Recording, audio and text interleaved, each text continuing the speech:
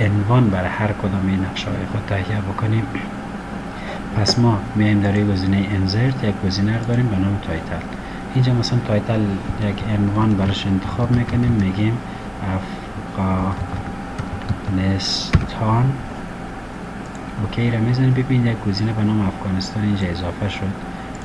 ما اینجا میتونیم مثلا چینج سمبل بگیریم، هم فونتش هم میتونیم تغییر بدیم، هم میتونیم سایزش رو تغییر بدیم. مثلا 18 میگیریم، میگیم بولد باشه با همین فونت، اپلای و اوکی.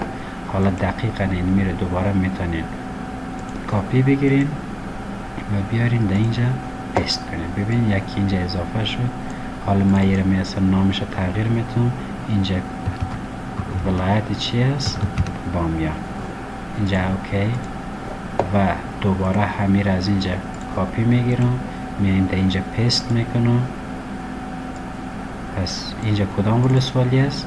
به نام ولسوالی ورس.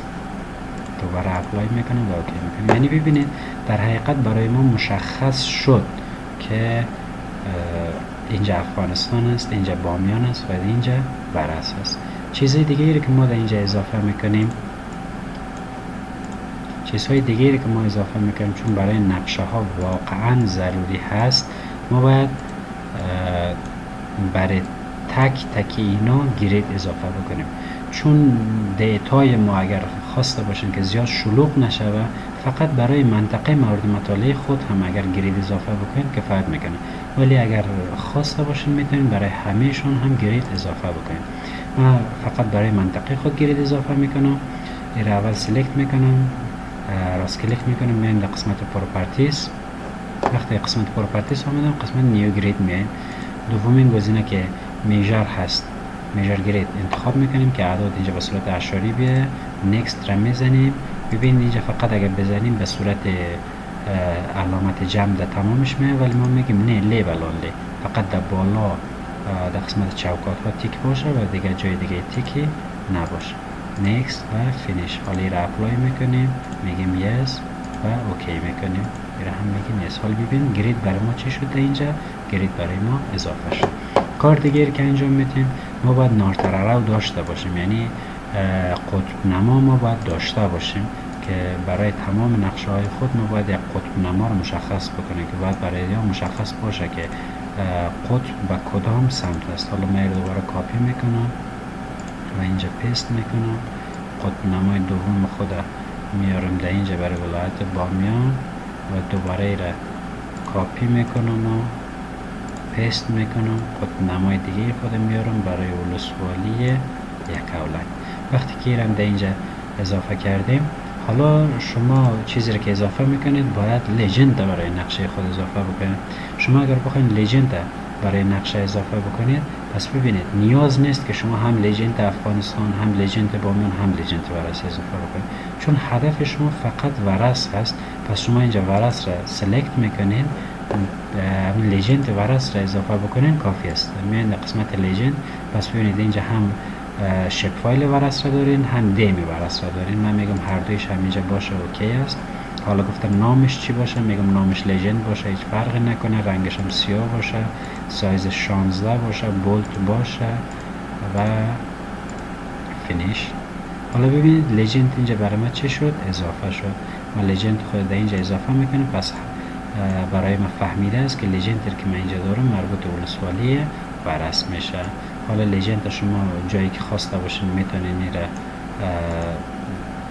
تنظیم و دیزاین بکنین. کار دیگری که شما اینجا انجام میتین باید مقیاس مشخص بکنین. پس دوباره میایین روی ورس کلیک میکنین. وقتی که روی ورس کلیک کردین میایین در قسمت اسکیل بار. وقتی که اومدین در قسمت اسکیل بار، هر کدام از اسکیل ها رو خواسته باشین میتونین سلکت بکنین. به عنوان مثال من این اسکیل رو سلکت میکنم، میایم در قسمت پروپرتیزش، چون به صورت مایل است من میگم نه مایل نباشه، به صورت کیلومتر باشه و لیبلش هم میگم کیلومتر نباشه، فقط km باشه کفایت میکنه. اپلای و اوکی. پس اینجا اوکی را میزنم. پس اینجا ببینید مقیاس هم به صورت کیلومتر اینجا برای ما چی شد؟ اضافه شد. حالا من مقیاس خود را هم مثلا در اینجا درج میکنم. مقیاس هم اضافه شد. حالا شما کار را که میخواین انجام بتین، بعد از این شما باید نام نویسنده، همون کسی که به اصطلاح طراحی کرده همین نقشه را، شما میتونید نام از اضافه بکنید. مثلا اینجا ما یک گزینه به نام تست اضافه میکنیم، یک گزینه داریم به نام تست. ببخشید، حالا ما تست اینجا میارم، اینجا میمانم، روی دبل کلیک میکنم، مثلا نوشته میکنم prepared by هدایت.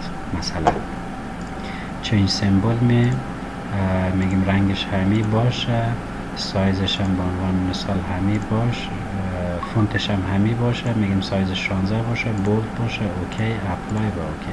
پس ببینید اینجا نامم برای ما چی شد؟ تهیه شد.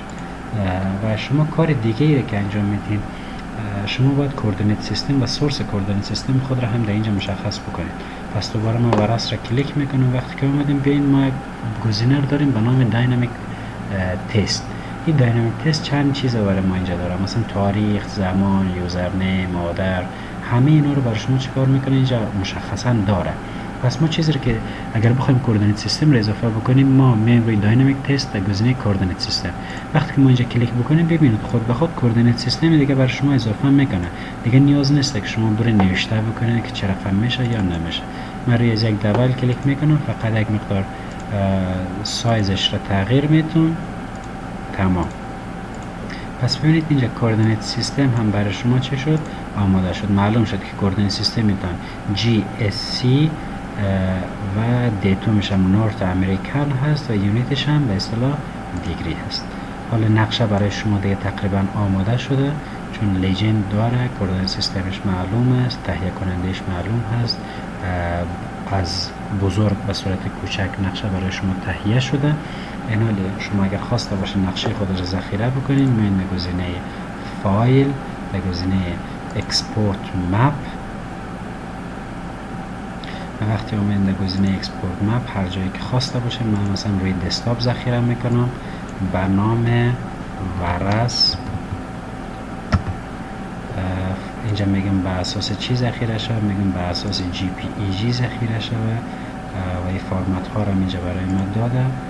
ببینید به اساس JPEG ذخیره شد. اگر خواستین فایل خودم به عنوان یک پروژه ذخیره کنید، میاین روی گزینه سیو.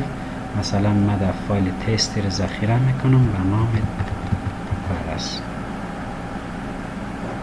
به نام ورس رو ذخیره میکنم. حالا ببینید فایلم به نام ورس برای ما چی شده؟ ذخیره شده. اگر من جایز خود رو بسته بکنم و تصویری رو که ذخیره کرده بودیم باز بکنم، ببینید نقشه ما بسیار به صورت منظم برای ما چی شده؟ طراحی شده.